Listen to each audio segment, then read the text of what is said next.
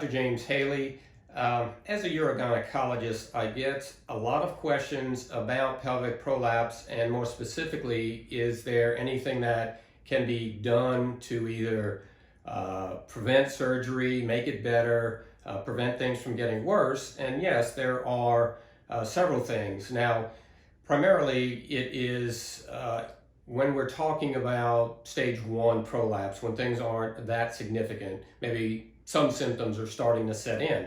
So in that situation, there are some things that can be done, anywhere from the very simple Kegel exercises that can be done very easily and multiple times a day, or the more advanced pelvic physical therapy.